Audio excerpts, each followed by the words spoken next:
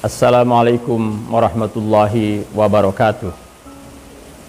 Bismillahirrahmanirrahim. Alhamdulillah. Wassalatu wassalamu ala rasulillah wa ala alihi wa ashabihi wa mawalah. Amma ba'du. Para pemirsa yang dirahmati Allah subhanahu wa ta'ala, ada satu hal penting di bulan Ramadan ini yang harus kita pahami bersama, bahwa Ramadan bukan hanya sekedar kita menahan diri dari makan dan minum atau juga dari hubungan suami istri, tetapi di bulan Ramadan ini kita juga harus dapat menahan diri dari perbuatan-perbuatan yang buruk, dapat menjaga hati, dapat menjaga anggota tubuh kita dari hal-hal yang dapat merusak pahala ibadah puasa kita. Salah satu anggota tubuh yang harus kita jaga selama puasa di bulan Ramadan ini adalah lisan atau lidah kita. Karena apa? Karena kalau kita tidak mampu menjaga lidah, tidak mampu menjaga mulut, maka puasa kita akan sia-sia. Al-Imam Al-Ghazali di dalam kitabnya Ihya Ulumuddin memberikan bahasan yang cukup luas tentang lisan, atau tentang bahaya lisan, atau juga disebut dengan penyakit-penyakit lisan. Beliau menyebutkan ada sekitar 20 penyakit lidah atau lisan. Di antaranya adalah berdusta, mengejek atau merendahkan orang lain, menggibah atau menggunjing atau menggosip menurut bahasa sekarang, berdebat, mengadu domba, berkata kasar, berkata kotor, memfitnah, mencaci maki, dan lain sebagainya.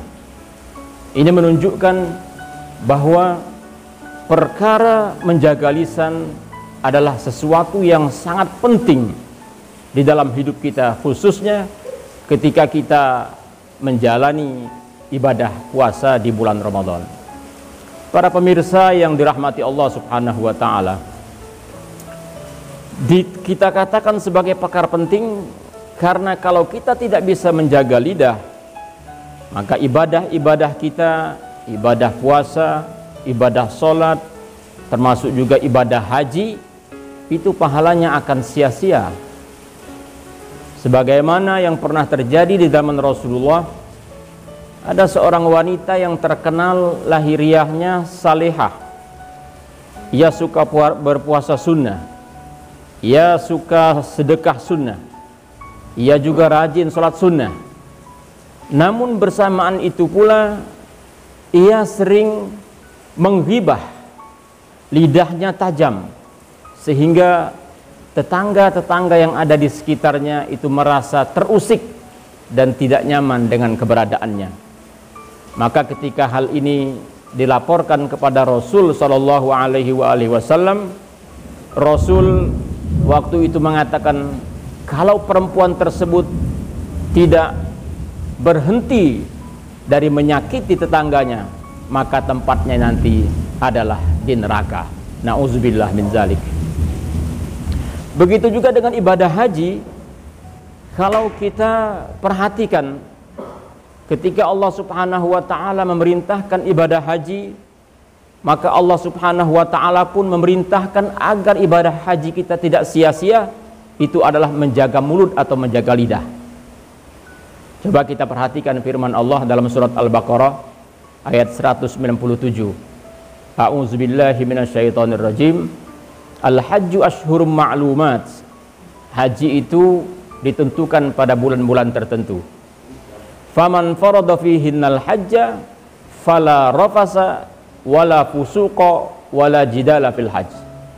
Barang siapa yang mendapatkan kewajiban haji, maka janganlah dia berkata kata rafas. Nah, kata rafas ini adalah perkataan kotor atau yang tidak senonoh, yang tidak sopan, bahkan kata-kata yang dapat membangkitkan nafsu birahi.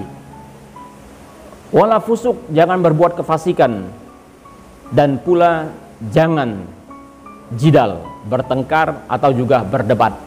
Nah, ini menunjukkan bahwa ibadah haji kalau kita mau diterima harus menjaga lidah. Bahkan Rasulullah pernah bersabda,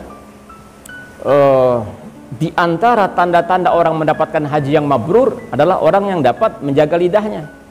Ketika Rasulullah bersabda, al-hajju ashhurum al-hajjul mabrur laisa lahu jaza illal jannah. Haji yang mabrur itu tidak ada balasan kecuali surga.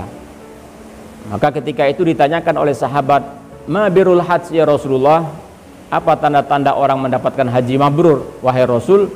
Maka Rasul mengatakan, it'amut ta'am wa tibul kalam.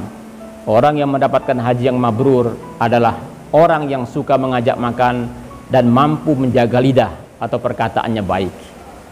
Para pemirsa yang dirahmati Allah Subhanahu wa taala, oleh sebab itu di bulan Ramadan ini, kalau kita ingin diterima puasa kita, ibadah kita, maka hendaklah kita mampu menjaga lidah kita. Rasul sallallahu alaihi wasallam pernah berpesan, kalau nanti ketika berpuasa kita diuji dengan sesuatu yang dapat memancing emosi kita, maka kata Rasulullah, janganlah kalian terbawa oleh emosi. Kalau ada orang mengajak bertengkar, katakan inni shaim, saya sedang berpuasa.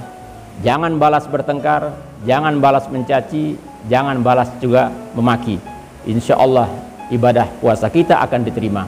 Oleh sebab itu, marilah kita isi Ramadan kita dengan menyibukkan diri dengan amal-amal ibadah seperti tilawatil Quran, beriktikaf, membaca zikir, membaca salawat, doa, dan lain sebagainya.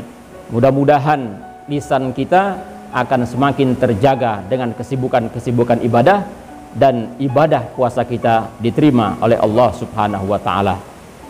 Mohon maaf atas segala kekurangan. Wassalamualaikum warahmatullahi wabarakatuh.